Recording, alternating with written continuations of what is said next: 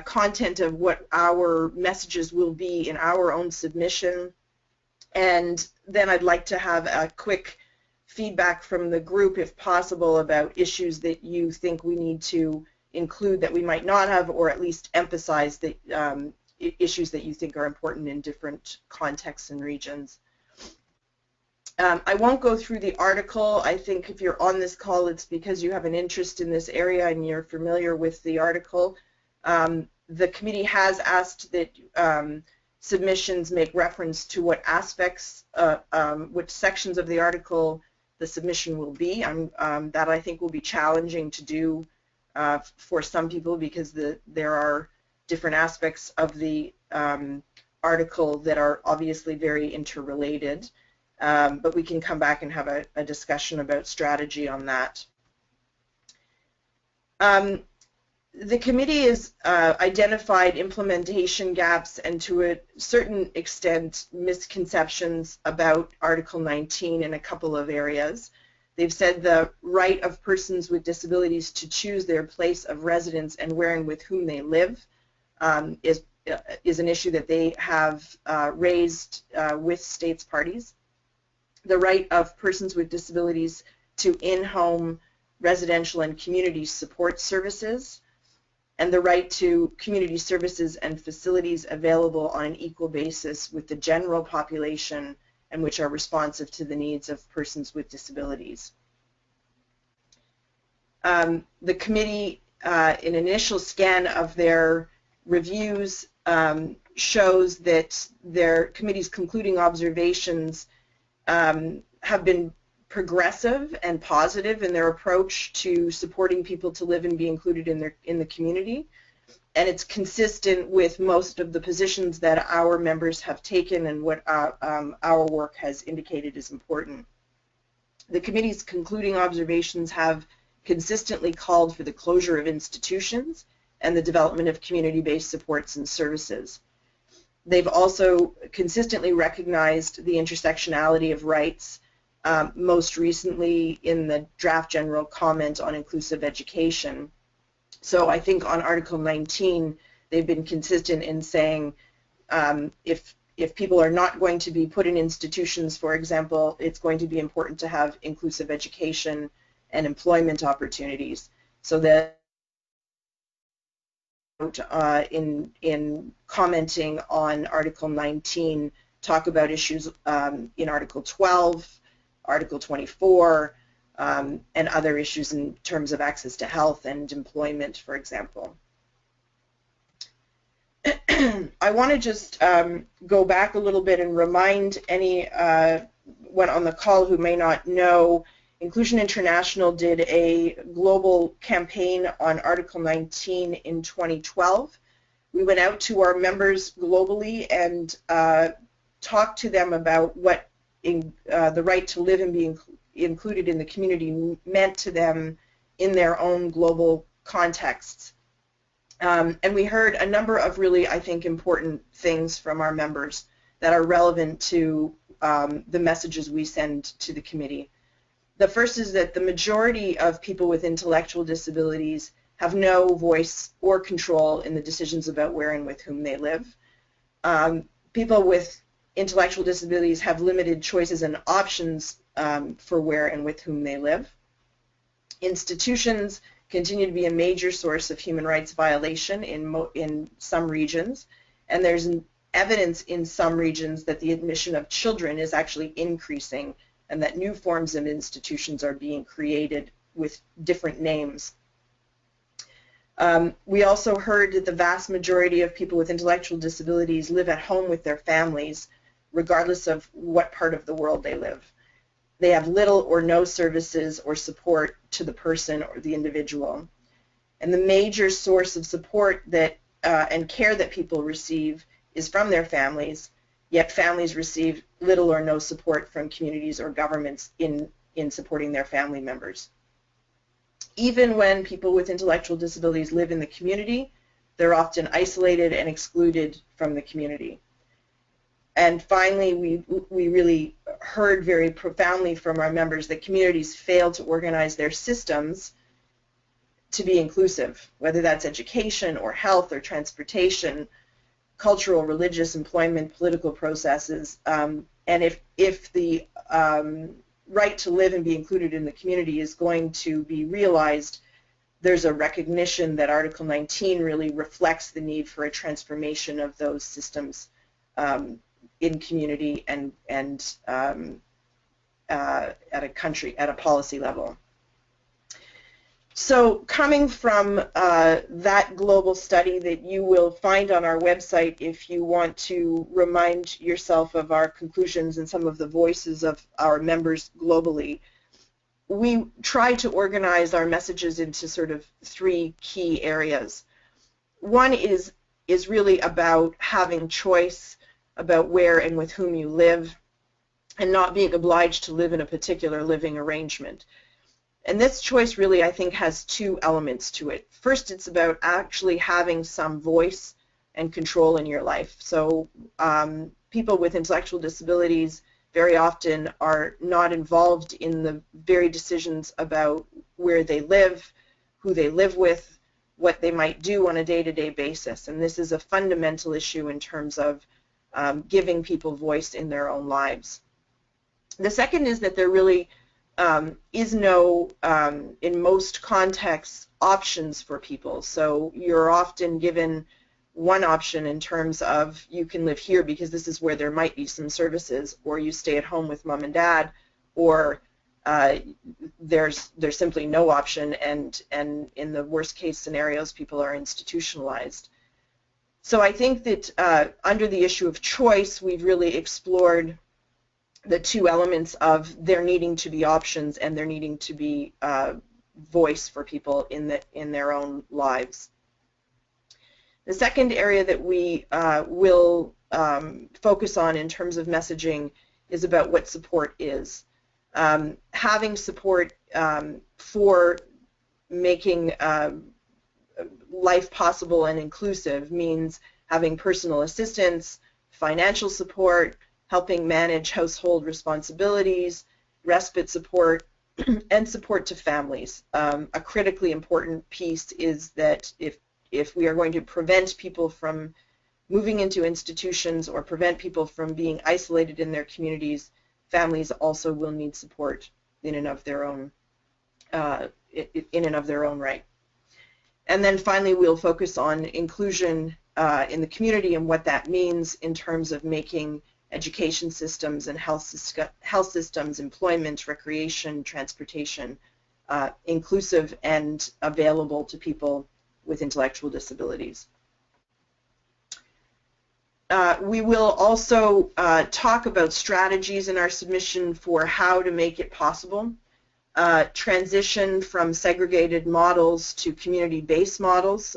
We have, I think, some very good examples in our global network about employment, about how to support people to be included, and how systems need to be focused on mainstream supports and making mainstream supports inclusive and transitioning from segregated systems of support and service. We will also talk in our submission about building support for self-advocacy groups. We have been working globally on supporting and strengthening the voice of self-advocates. We are in the process of preparing to launch a global strategy on self-advocacy. The ability to speak and be supported in making decisions for oneself is a critical element in making Article 19 a reality. We also, from our perspective and the perspective of our members, will want to talk about family resources and training programs and assistance to families to build and sustain natural supports in the community. We know from our members globally that one of the biggest defining issues in terms of whether a person is included and participating in their community is whether their family was able to advocate and support them through their, starting from childhood through to adulthood, and enabling people to live and be included in their community depends on families having some support and resources in that effort.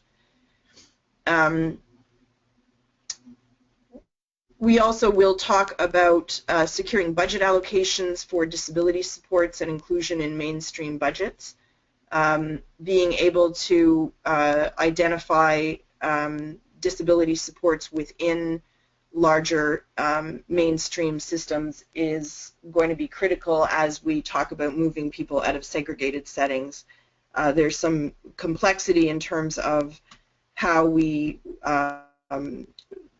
ask governments to move from systems of segregation into inclusion, and there is obviously risk that governments will agree to move people out of segregated settings without the corresponding budget allocations that are required to support that. So we will delve into that a little bit in our submission as well.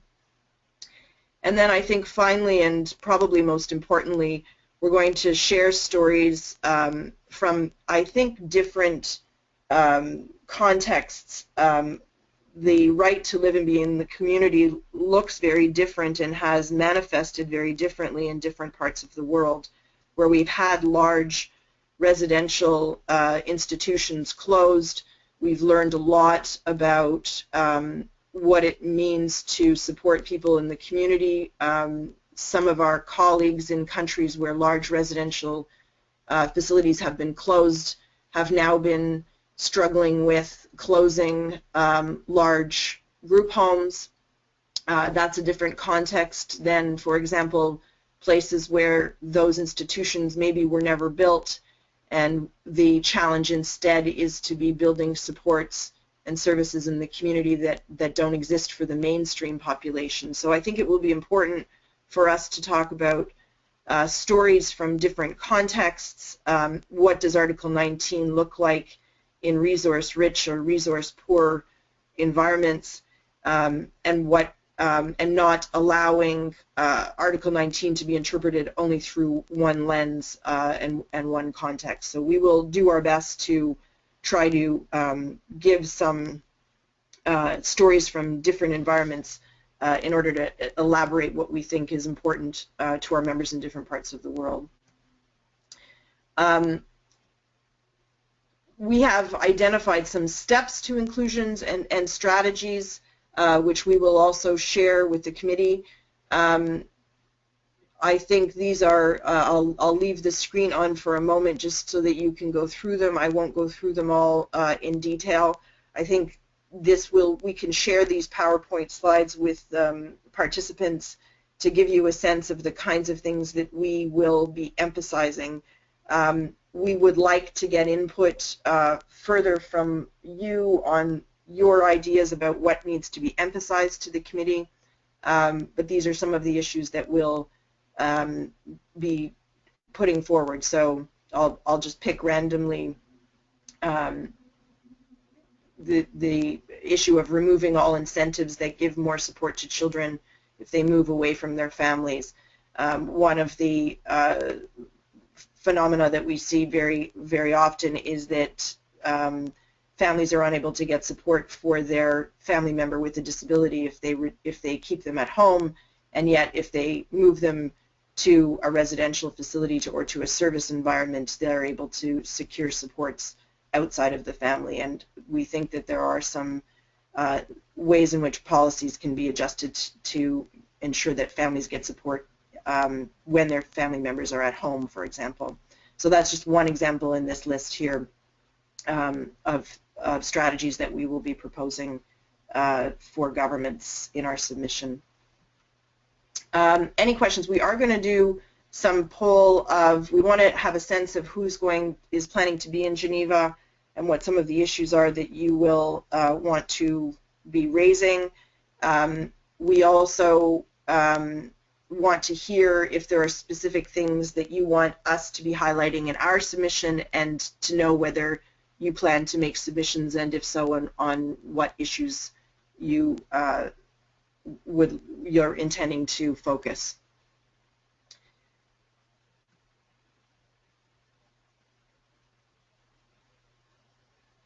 Ines, I can't see the questions. I don't know if I should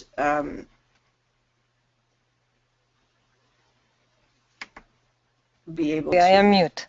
So let me go first to the polls.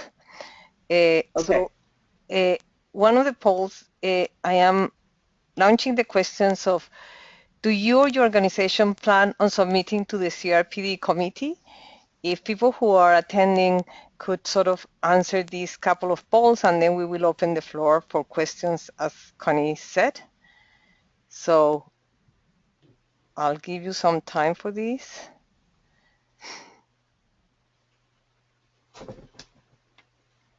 So you just have to click whether yes, no, or maybe.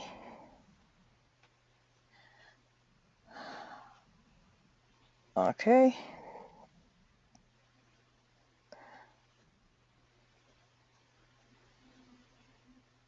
So we have almost all of you have voted already. I will be closing the poll. And so 43% of the participants will go, 43% won't, and 14% have a maybe. Okay?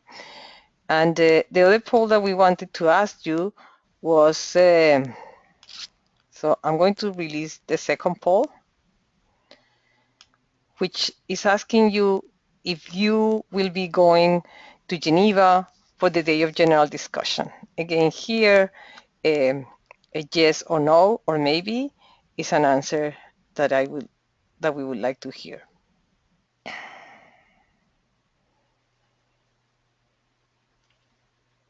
Okay.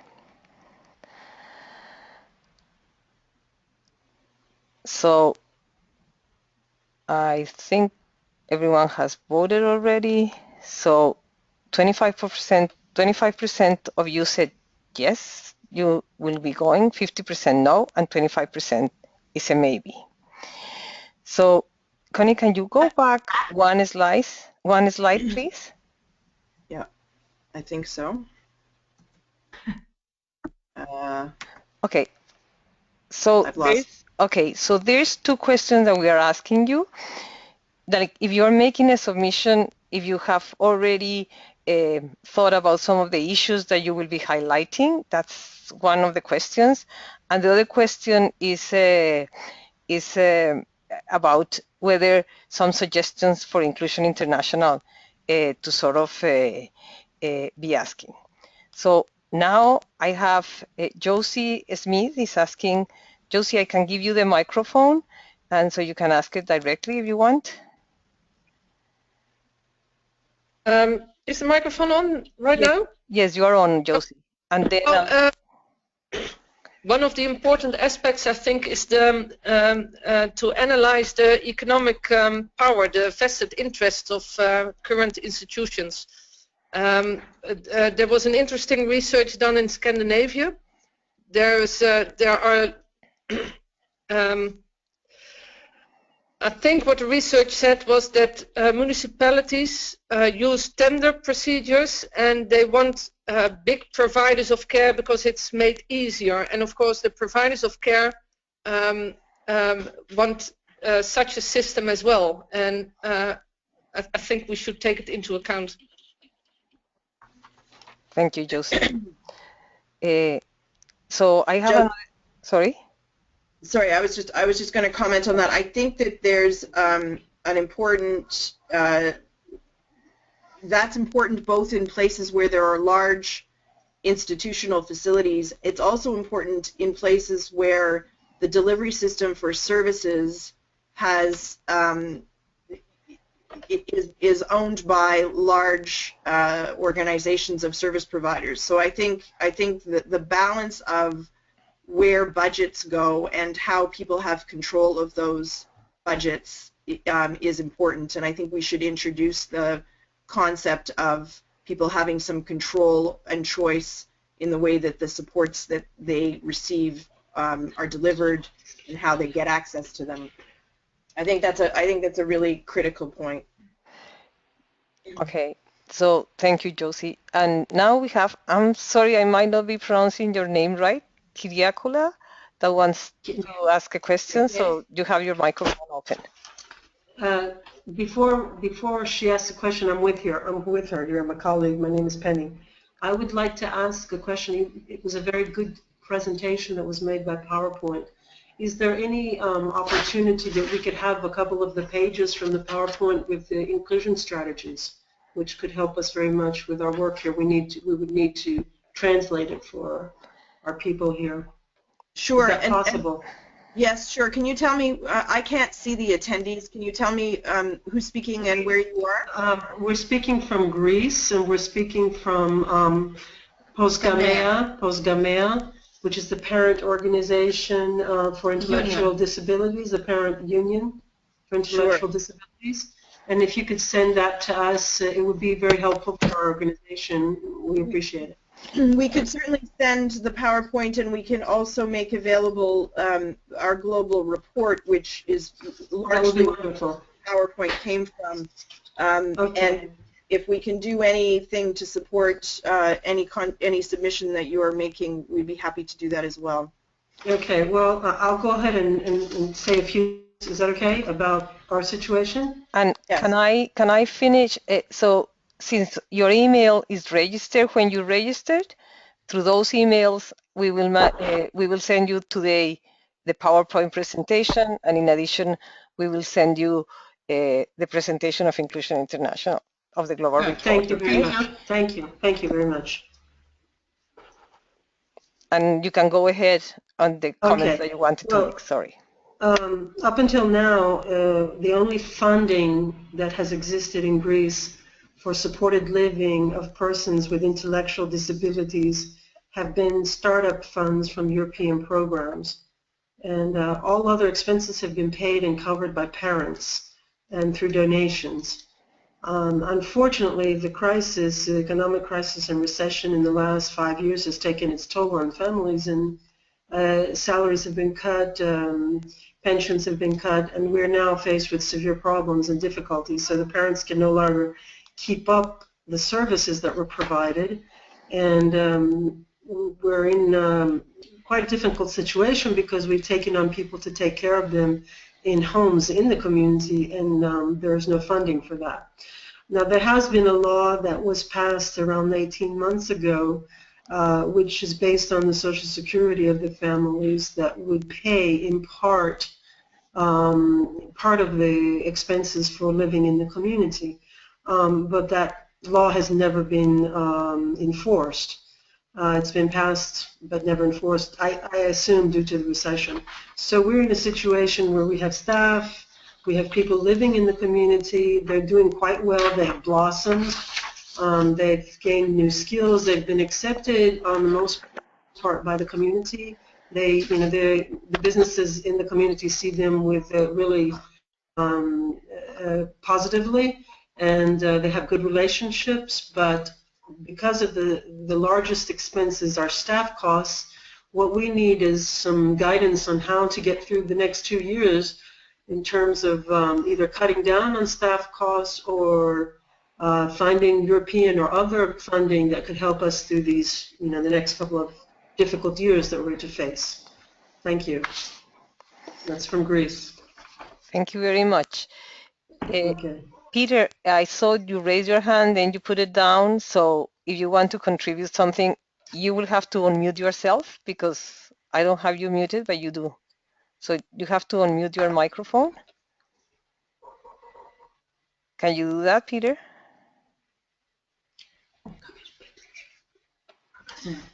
Okay, you can hear me. Yes, Peter. Will you let us know? Okay, thank you. So I want where to are you coming from, Peter? Sorry, can you let us know where are you coming from? Right, okay. I am coming from a dementia perspective. So I'm an old hand as far as Inclusion International is concerned, but I'm now Human Rights Advisor to Dementia Alliance International, and this will be the first submission on dementia ever made to the CRPD committee. Now, the issues we have in common as between intellectual disability and dementia are many, but there are also differences. I don't want to spend time on that. But as far as this particular article is concerned, this is the main priority of people living with dementia in all countries.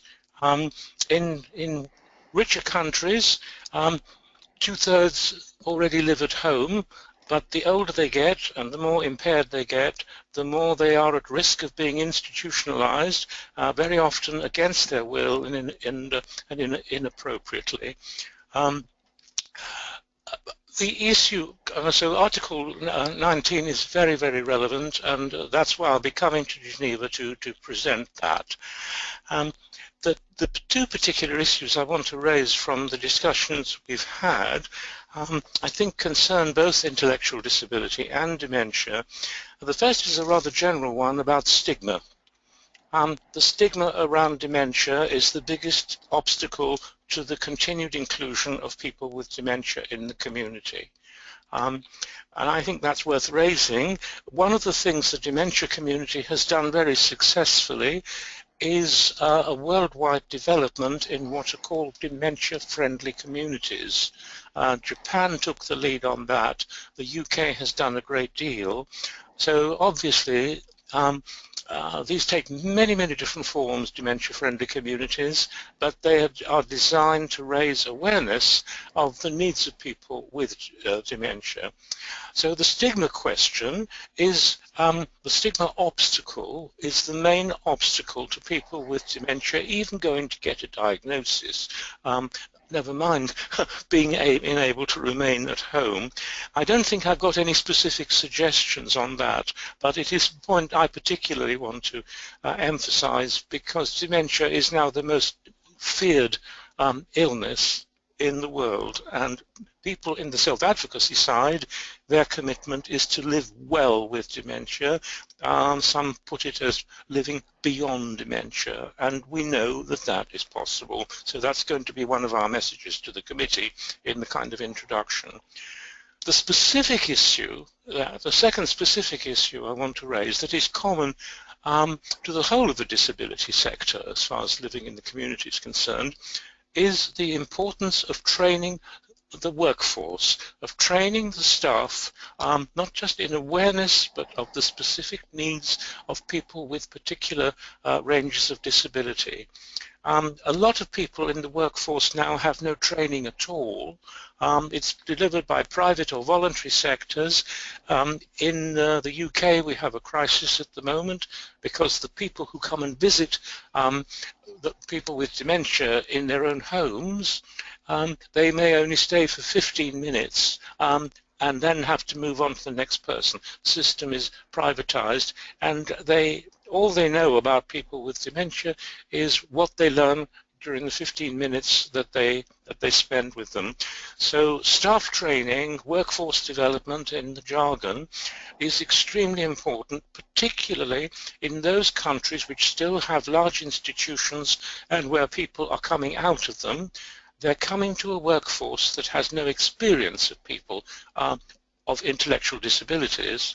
Most people with dementia in the West are at home, but in many other countries they are sent to old people's homes where they receive appalling standards of care which violate just about every human right there is going. So those are my two issues. Staff-led training is the most immediate. Thank you, Peter. Thank you very much, Peter. We don't have any more questions unless someone else wants to contribute. Okay, Ines, is my mic on? Yes, you are. I think I'd like to just mention that thank you to those who have contributed. I think it would be useful if you are willing. I know we have a short timeline in terms of making submissions for the general day of discussion. It would be useful, and we would be willing to share draft submissions with people, although our time turnaround on this is going to be very short. if you want us to review your submissions, or if you want to send us things that you would like us to include in ours, you will have, I think the best point of contact on this will be Anna. Maybe we can put Anna's email up on the screen, Ines, for people. I am going to send 2 files to people, and Okay. one of them is Anna's contact information, and also like a more detailed, like a link to the more detailed aspect of the submission, and also a document that the Human Rights Commission did. The Commission on Human Rights did around living in the community, because we thought that will be helpful for the people that are here. So I do have those files that I will be sending right now. And in the meantime, I know Kyriakola is also raising her hand, so you have the microphone. Okay, go ahead. Yes, just one question. How many people are involved in this conversation? We didn't get the number. I don't know if you said it before and we didn't hear it. We have 2 webinars. Today's call is in English, and Ines, how many participants do we have? Right now, we have 12 participants, and in Spanish we have 1 tomorrow that we have 26 registered. Oh, okay. Okay. Thank you. Thank you very much. Just an additional opportunity. We have secured a spot to do a side session on April 18th, the day before the general day of discussion. We think that it will be important to use that as an opportunity to give the committee some perspectives from different parts of the world. So if you are intending to be in Geneva for the general day of discussion and you can be there a day prior, please let us know. We have the information from you in the poll about those who indicated they were planning to be there. We'll follow up with you to make sure if you are coming, we know you're there and we can connect with you. We would be happy to have any specific stories. I think the story from Greece and the point Jose was making about institutions, and certainly Peter, we will make mention of the issue of dementia in our submission. I know you will do a much more detailed one, but it's probably good to reinforce that message in our submission as well. Any other? I don't know. Jose, I don't know if you are working to do a submission with Inclusion Europe, but we will certainly coordinate our efforts with Inclusion Europe in order to do complementary submissions, and we will try to make sure that other representatives from our network from different regions will have an opportunity either in Geneva or through submissions to be heard. So we'll try to make sure there's perspectives from Africa, Asia, Latin America, and obviously Europe. In the Middle East, I think we may be able to have some in-person representation in Geneva. So we'll try to do our best to get a global snapshot of what the critical issues are in front of the committee, and very often the best way of doing that is to tell people's stories. So we're going to try to make sure there are people themselves with intellectual disabilities, self-advocates from different parts of the world who can tell the story of what it means to be included in the community. I think that might be the most impactful way to show what's possible, and then to tell the stories of what the policy issues are in making it possible for people to be included.